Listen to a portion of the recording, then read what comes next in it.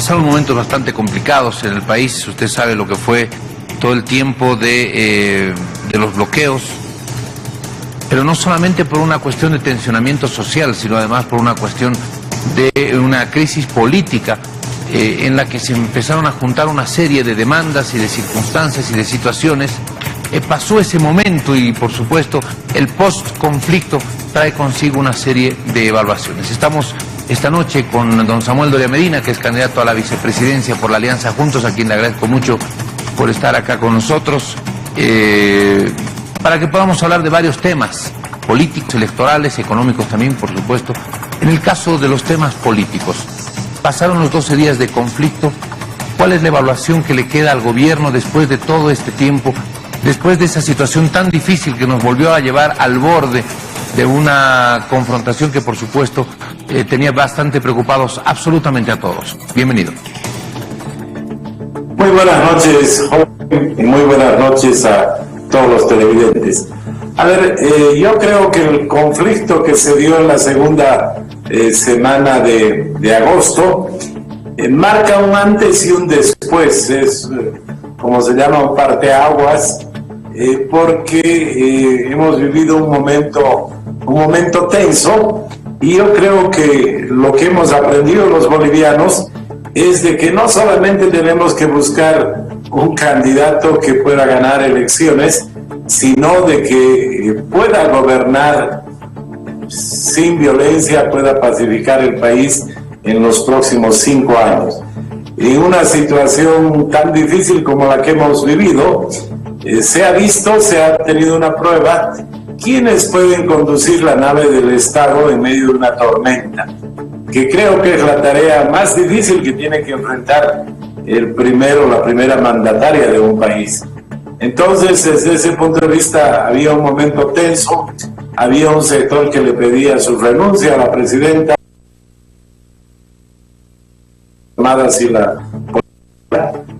pero la presidenta tuvo la calma, la paciencia para buscar una solución pacífica, y lo que parecía imposible se logró. Entonces, para mí la enseñanza más importante es que la población se está dando cuenta de que se necesita un gobernante que, cuando haya conflictos, pueda mantener la calma, pueda encontrar las soluciones sin que lleguemos a enfrentamientos. Para mí ese es el aprendizaje más importante de lo que ha sucedido en el inicio del mes de agosto, y nos deja una enseñanza. Habrá que buscar una persona que no solamente tenga posibilidades de ganar una elección, sino de que en los próximos 5 años sepa gobernar al país, sepa pacificar al país. Bueno, a ver, a propósito de lo que usted mencionaba, en los puntos de bloqueo, por un lado, se pedía la renuncia de la presidenta. En el diálogo que se organiza, al que no asisten los candidatos, pero así algunos de los candidatos asisten otros, en Palacio de Gobierno precisamente, se escuchó reiteradamente la solicitud a la presidenta para que abandone su calidad o su condición de candidata, que sea presidenta o que sea candidata, pero no las dos cosas. Se habló bastante sobre el tema de la candidatura de Yanine Áñez. ¿En qué está esto? ¿Se mantiene? ¿Está en análisis? ¿Cuáles son las evaluaciones internas que se han hecho? A ver, yo creo que es una trampa, ¿no? Una trampa. Primero le pedían que deje la candidatura, después le hubieran pedido que deje la presidencia, y lo que querían claramente es de que Eva Copa asuma el poder para ponerle alfombra roja para que vuelva Evo Morales. Entonces es un absurdo ese de pensar de que en un momento de conflicto la presidenta tiene que ceder, y una vez que empiece a ceder, los que exigen esas medidas se van a quedar tranquilos. Ya hemos visto en varios conflictos en el país, en algún momento pedían ciertas demandas, cuando se empieza a ceder, el resto de las demandas van creciendo y van cambiando día a día. Entonces, por eso creo que es importante la madurez y experiencia que ha mostrado Yanine Áñez para salir de este conflicto sin sin violencia, y los que han causado, los que le han quitado el oxígeno a los enfermos, tendrán que enfrentarse ante la justicia porque son delitos de lesa humanidad que no prescriben. Entonces me imagino que en las próximas semanas veremos cómo la justicia actúa y castiga a los que instigaron esos bloqueos. Le preguntaba sobre el tema de la candidatura de la presidenta. ¿En algún momento del conflicto se analizó el tema de la candidatura? Ahora se ha hablado de la candidatura. ¿Esa candidatura se mantiene, no se toca? ¿Esa candidatura podría ser analizada? Se habló bastante sobre ese tema durante los días de conflicto. Usted mismo ha hecho una descripción de cómo fueron cambiando las peticiones en el camino de esos 12 días. Pero en el tema específico de la candidatura de Yanine Áñez, ¿qué podemos decir? La candidatura de Yanine Áñez está clara, está vigente, por un hecho muy concreto. Es la única candidata que garantiza que no vuelvan los del pasado. La presidenta, yo me imagino que con tantos conflictos, con tanta presión, en algún momento debe cansarse, pero es una mujer que tiene un sentido de responsabilidad, sabe que tiene que cumplir sus deberes, sabe que tiene que cumplir lo que está establecido en la Constitución y las leyes, y si ha asumido una candidatura es porque se ha visto de que es la única candidata que tiene apoyo en el oriente, en el occidente, en el norte y en el sur del país, y por lo tanto es la mejor garantía para que no volvamos al pasado. Evaluaciones que ustedes hacen internamente, ¿cómo estos 12 días de conflicto, cómo afectaron a la candidatura? ¿La afectaron positivamente, negativamente? Según algunos analistas, se hace una descripción de que de todo este conflicto hay quienes ganan y quienes pierden. ¿En qué condición o en qué acera creen que están ustedes como candidatos, presidenta y vicepresidente, candidatos a la presidencia y a la vicepresidencia de Juntos? Bueno, como le mencionaba anteriormente, durante el conflicto había una gran proporción de la población que le decía: ponga orden, saque al ejército, saque a la policía. Otra proporción de la población, los bloqueadores, que le pedían su renuncia, y ella hizo lo que tenía que hacer. Es una mujer que sabe navegar en medio de una tormenta, y pacificó el país. Se levantaron esos bloqueos sin hacer concesiones al margen de la ley. El Tribunal Electoral definió el 18 de octubre, todo el país aceptó la fecha del 18 de octubre, y una vez que pasó el conflicto, seguramente durante el conflicto había mucha gente que creía que la presidenta no estaba haciendo lo que debería hacer, pero cuando vieron el resultado cambió totalmente la percepción por el hecho de que se vio que se hizo lo correcto. Entonces me imagino que después del conflicto muchas personas se han dado cuenta. Había varios que pedían diálogo, y cuando se convoca al diálogo no aparecen, brillan por su ausencia. Otros que querían convocar a la confrontación. Entonces creo que en ese conflicto, que ha debido ser una especie de la mejor prueba de lo que tiene que hacer la persona que conduce el país, dar discursos, dar entrevistas, eso todos lo pueden hacer, pero actuar conduciendo la nave del Estado en medio de una tormenta, pocos pueden hacerlo. Y Yanine Áñez, una vez más, sabemos que los próximos años no van a ser conducir este país. No es una taza de leche. Ya hemos visto que varios ante los conflictos renunciaban. Entonces creo que es muy importante la oportunidad que han tenido los bolivianos de decir: a ver, ¿quién hace lo correcto cuando hay una gran tormenta? Que, como usted decía, parecíamos al borde del enfrentamiento. Y quienes actuaron bien, unos desaparecieron, otros salieron por la tangente, otros querían enfrentamiento, y Yanine Áñez, con paciencia franciscana, resolvió el conflicto sin mayores enfrentamientos. Don Samuel, a ver, a propósito de lo que usted acaba de mencionar, unos desaparecieron, otros fueron por la tangente y otros querían confrontación.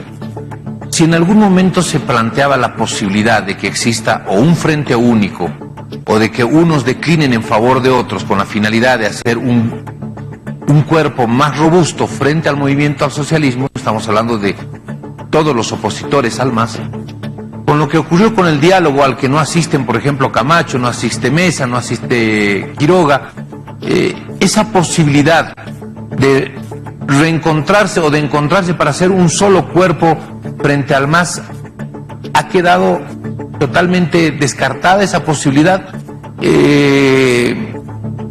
¿Cuáles son las secuelas de no haber asistido a ese diálogo que convocó la presidenta en Palacio? A ver, Jorge, yo me imagino que la población ha evaluado uno de los candidatos. Yo he visto 3 o 4 videos donde insistía diálogo, diálogo, diálogo. Se lo invita al diálogo, no asiste. Entonces yo creo que la población pues evalúa en lo que dice un candidato y lo que hace un candidato. Pero aquí hay un punto muy importante: la concentración del voto, que tengamos una asamblea legislativa donde no se esté saboteando al país, donde tengamos un gobierno sólido, con respaldo, con legitimidad, no depende de los políticos, depende de la población. Y yo estoy convencido que la población va a observar, va a analizar, y el 18 de octubre la población va a concentrar el voto. Eso es lo que nos interesa. Puede ser que los políticos se pongan de acuerdo o no se pongan de acuerdo, pero quien tiene que tener claridad sobre este aspecto es la ciudadanía cuando emite su voto.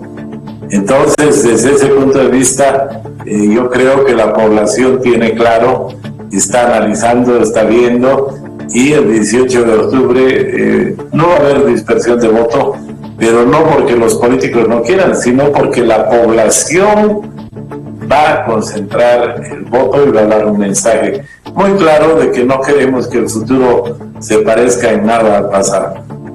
Sobre las secuelas de no asistir al diálogo, ese diálogo convocado en el Palacio de Gobierno, es en estos momentos impensable el hablar de un frente único. Es cierto, la gente va, es la que vota, es la que decide. Señal desde los políticos hacia la gente va a ser nuevamente una dispersión de quienes están en contra del MAS, o hay todavía la posibilidad en algún momento de juntarse en el camino, unirse en el camino, reencontrarse en el camino antes del 18 de octubre. Bueno, yo creo que en materia electoral la moneda está en el aire, ¿no es verdad? Entonces, desde ese punto de vista, faltan 55 días para las elecciones, y yo recuerdo siempre una frase del doctor Víctor Paz que decía: en Bolivia el largo plazo en política es una semana. Entonces 55 días todavía es un plazo largo. Ya veremos qué sucede, qué avanza, pero yo no soy especialista en ficción política, ¿no?, para hablar de lo que podría pasar, pero les reitero, quien tiene en sus manos el concentrar el voto es la ciudadanía. La puerta. No dejes cerrada la puerta.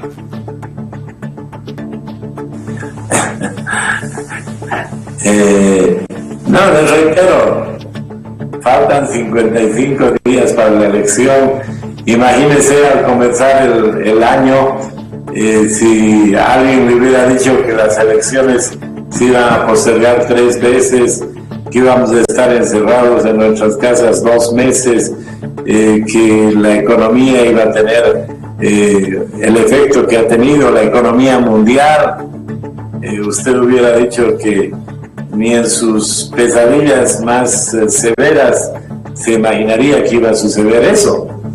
pero ha sucedido, y este año 2020 no nos vamos a olvidar el resto de nuestras vidas por todo lo que ha sucedido, y todavía falta bastante del año 2020, está la pandemia presente.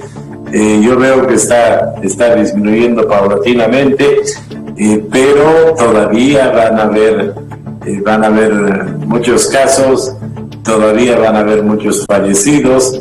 Entonces, en materia económica, como escuchábamos al ministro de Economía, están pendientes temas todavía. Entonces, en 55 días pueden pasar muchas cosas. Bueno, a ver, en estos 55 días rumbo a las elecciones al 18 de octubre, más allá del tema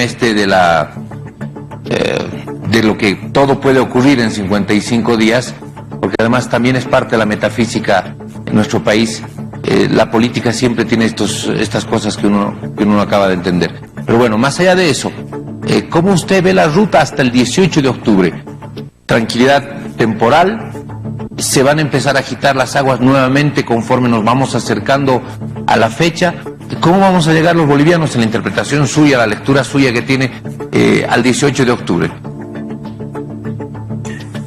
Mire, Jorge, lo que dicen los analistas es de que el partido Movimiento al Socialismo está enfrentando una grave crisis. Haber sido responsable de los bloqueos, haber tenido que terminar los bloqueos sin haber conseguido lo que pedían, tiene un costo elevado. Y ese costo especialmente está en las ciudades. No han habido en las ciudades bloqueos, en la ciudad del Alto los han echado a los bloqueadores. En fin, ha sido un problema de los caminos. Entonces, yo veo que ese bloqueo le ha afectado al potencial votante del Movimiento al Socialismo en las ciudades del país. Y después el hecho de que el jefe de campaña del MAS tiene serias acusaciones por sus relaciones con menores, es otro duro golpe a ese partido, porque estamos hablando de su jefe de campaña y del presidente del partido. Entonces, no hay duda, los analistas señalan de que es otro golpe duro. O sea, si uno suma el fraude que hicieron en las elecciones del año 2019, cómo escaparon del país Evo Morales y sus secuaces. Tercero, este bloqueo único en el mundo, bloquear oxígeno para los enfermos. Imagínense, ni en las peores guerras se ha dado. Y después el conjunto de acusaciones que tiene en este momento Evo Morales por el tema de mujeres menores de edad, son temas muy serios. Entonces, algún analista yo escuchaba que decía, el MAS va a bajar de su voto duro a su voto fanático solamente. Y ya mucha gente que podía simpatizar con ese partido lo va a dejar de hacer, y solamente se va a quedar un sector fanático, porque también su candidato, el señor Luis Arce, está involucrado, han salido fotos, o sea, era un secreto a voces, todos sabían. Entonces el señor Arce que diga, no, yo no sé nada, lo complica a él también. Entonces yo creo que si alguien ha perdido en el último tiempo es el Movimiento al Socialismo. Yo creo que después del conflicto se valora mucho mejor a la presidenta Yanine Áñez. Pero lo demás son solamente especulaciones. A ver, hemos hablado de Juntos, hablado del MAS. ¿Qué de Comunidad Ciudadana? ¿Qué de Alianza Libre 21? ¿Qué de Creemos? ¿En qué consideración los tiene usted? quiere que me pelee con todo. Uno por uno. Uno por uno. Bueno, ya le he mencionado mi criterio. El señor Mesa insistía mucho en el tema del diálogo, se dio la oportunidad del diálogo y yo creo que él tenía una gran oportunidad en esa reunión y no asistió, lo cual muestra una característica que le hacen sus críticos de que avanza en algo y retrocede. Entonces, ese rasgo de su personalidad, de que plantea una cosa y después retrocede, se ha vuelto a ver con absoluta claridad en ese conflicto. El hombre que pedía diálogo, se da el diálogo convocado por la presidenta, asiste la iglesia, asiste la comunidad internacional y el señor Mesa no va al diálogo. Entonces, creo que fortalece ese criterio de que el señor Mesa no decide, avanza y retrocede muy fácilmente. Entonces, yo creo que este último conflicto no lo ha beneficiado en nada al señor Mesa, sino todo lo contrario.